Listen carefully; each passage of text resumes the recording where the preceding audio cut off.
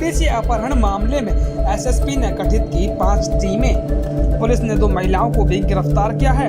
Police को महिलाओं के कब्जे से एक तमंचा और 20 कारतूस भी बरामद हुए हैं। बीबी नगर के गांव बहापुर में कार में सवार करीब आधा दर्जन बदमाशों ने किया था बीडीसी का अपहरण।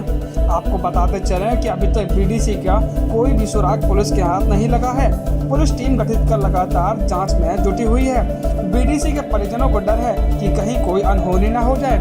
साथ ही आपको बता दें कि ब्लॉक प्रमुख चुनाव से जोड़े जा रहे हैं अपहरण के तार। अच्छा, बीबी नगर थाने पर आपने मुकदमा दर्ज कराया है अपहरण में एक बीडीसी निर्वाचन मोहित का, क्या मामला? इतना कर्म ऐसा आया जो गांव से आया अपना बीड़ी माचिस लेकर जो भी दुकान से पीछे से सौरभ की गाड़ी आई, उनने टक्कर मारी, वो गिर गया।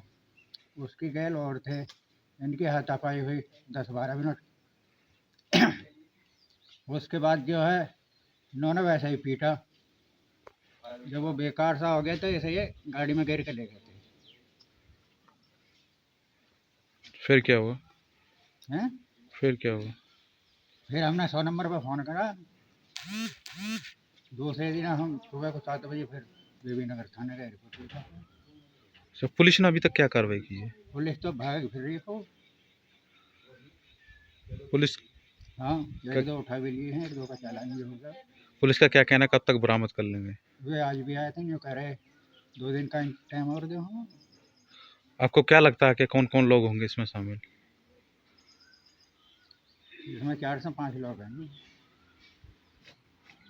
हाँ जी, मेरे पुत्र का अपहरण हुआ है। परसों शाम को 6:30 पौने 7 की घटना है। वो घर से दुकान पे कोई सामान लेने के लिए गया था। करीब घर से 300 मीटर दूर चौराहे पे सौरभ, उसका साला गौरव और उसके साथ 2-3 साथी और थे, स्विफ्ट कार में थे। उन्होंने उसकी बाइक को टक्कर मारी। उसके बाद वो गिर गया और उसके साथ मारपीट की, हाथापाई की, और बाद में जब उसकी स्थिति नाजुक हो गई तो उसको गाड़ी में गिर के अपहरण करके ले गए। हमने बीबी नगर थाने में एफआईआर दर्ज कराई है, जिसके पीछे अभी मैं 3 दिन से लगातार एसएचओ साहब के और इनके पुलिस थाने के संपर्क में हूँ। हमेशा यही आश्वासन देते हैं कि हमने टीम लगा रखी है और जल्द उसकी गिरफ्तारी हो जाए। आपको क्या लगता है, क्या पुरानी रंजिश के चलते इसको?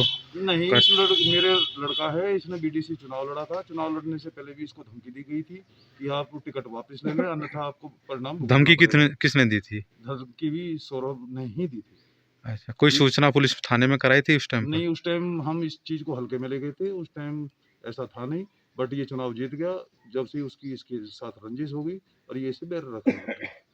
इसको इस चीज का, मेरे लड़के को इस चीज का आभास नहीं था, इसलिए ये अकेला चला गया और उन लोगों ने उस चीज का फायदा उठाया। फायरिंग की बात कर रहे हैं हाँ आप? जी, हाँ, मारपीट हुई है। उसके बाद में 1-2 राउंड फायरिंग का भी मुझे पता लगा है। अब गोली किसने चलाई, किसको लगी, कहाँ लगी, इस चीज का अभी तक मुझे कोई आइडिया है नहीं, बट फायरिंग हुई है, लोगों ने सुना है, जो मुझे बताया है। मैंने भी मौका वारदात पे जाके देखा है और उसके बाद जब लड़के को 4-5 लोगों ने मारा पीटा है, जब उसकी स्थिति खराब हो गई है, उसको गाड़ी में लेकर ले गए हैं। मुझे लगता है हत्या की आशंका है। तो बुलंद शहर के बीबी नगर में एक बीडीसी सदस्य के अपहरण का मामला है, क्या पूरा मामला है, किस तरह की कार्रवाई की गई? देखिए, एक सूचना दिनांक 28/5 की शाम को मिली थी कि शाम को लगभग 6 बजे के आसपास उसी गांव के रहने वाले प्रमोद, जो बीडीसी का चुनाव जीते हैं, तथा उसी गांव का रहने वाला सौरभ, दोनों एक ही ब्यात के हैं। और सौरभ के द्वारा ये बताया गया कि अपने कुछ साथियों के साथ प्रमोद को अपनी गाड़ी में लाद करके कहीं ले जाया गया है बलपूर्वक। इस सूचना पे अपहरण का मुकदमा तत्काल दर्ज किया गया।